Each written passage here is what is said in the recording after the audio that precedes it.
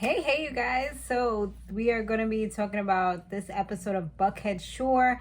If you're not yet part of the family, definitely make sure you go ahead and turn on your post notifications, subscribe to the channel, join the weekly fun that we be having on this channel. And you know what? I just saw that Love After Lockup is back, so I'm probably going to add that back into rotation because I really enjoy that show. I have like two episodes already came out. So I have to go back and check. I did not even know, y'all. I think it was on my DVR, but I just wasn't paying attention because I was just like doing so many other things. But I'm gonna get on it. So, and Power is about to come back on as well, but that's a whole nother story. We'll talk about that soon.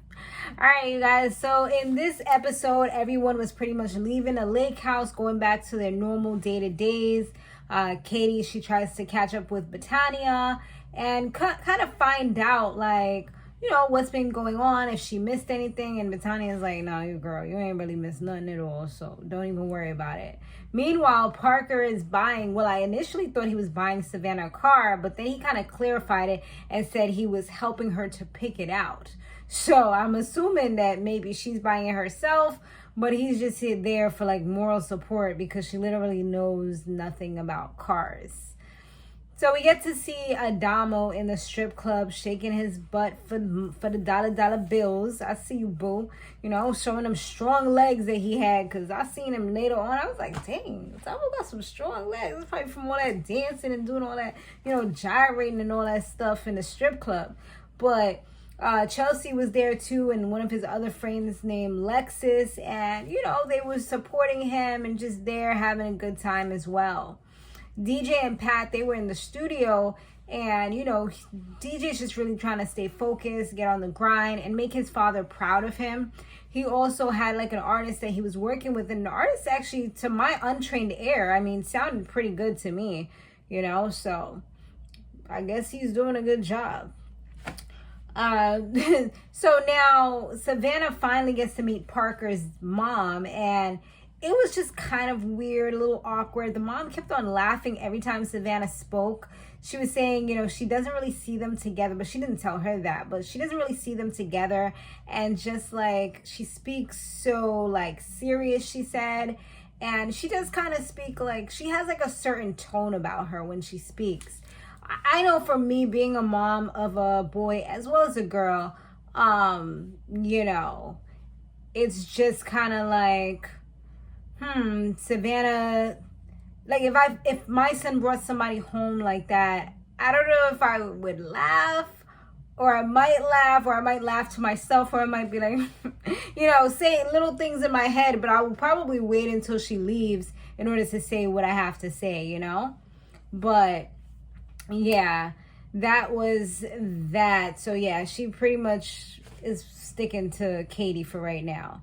So Katie actually went on a date with some nice tall guy named Tommy. He was a little cringe, but he was also kind of funny. So, you know, he might be something good for her. I guess we'll see how that plays out. But she seemed happy at the end of the date, so at least that's good. So finally, Bethania and DJ go out on a date, and I mean, it was like a paint and sip type of thing, and it made her realize that she isn't really feeling, you know, she isn't really feeling him like that, because it was like no sparks. It wasn't what she thought it would be, you know, like sometimes there's a fantasy versus reality, and just when you make them kind of combine, it's like reality doesn't live up to what you expected or thought would happen in your mind. You don't get that instant like, oh, I want to jump his bones right now, or wow, like he's so sexy or romantic, or I really feel like I could see myself with this guy. So once it's like that, I mean, you might as well get out of there before it's too late and you get stuck with something that you don't even want, you know?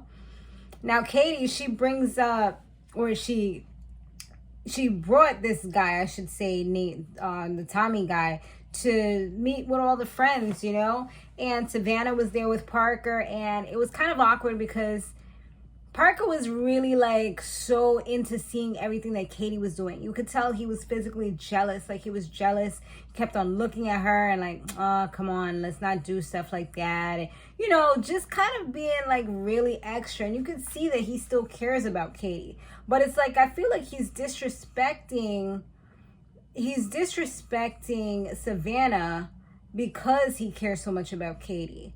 And Katie, like, once, I mean, not Katie, Savannah, once again, she's feeling insecure. She's feeling like, you know, he's so into her, he's not even paying attention. So she goes and starts doing her own thing.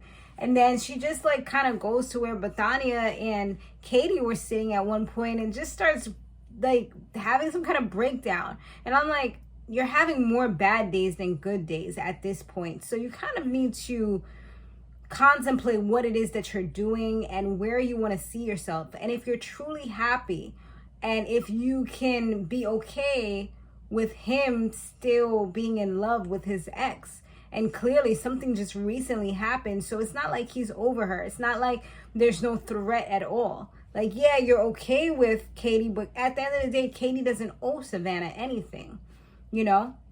And they don't really have like a girl code, because I don't feel like they're real friends just because they did some fake hug one time, you know? There's no thing that says like, yeah, we're sisters, yeah, we're friends. Like, it's just, we're cordial, we're cool, we can be in the same space without arguing or fighting for no reason, because at the end of the day, it's not really us that should be fighting. We should be talking to this guy who's acting super immature and not really treating these ladies with the respect that they deserve.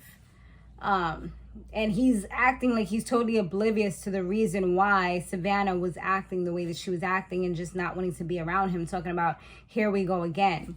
So the last thing that we saw, and this is going to be a pretty quick video, is Adomo.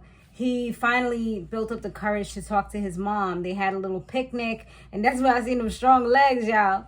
And, you know, his mom, I knew this was going to happen. I mean, you have to be blind to not know if your kid, or just in denial, especially if your child is like, you know, really kind of a little different, quirky, or whatever, you know, acts a certain way, stereotypical, whatever. You know, I don't want to say that because, you know, people act so different. But, you know, you don't have to be blind. You know what I'm saying?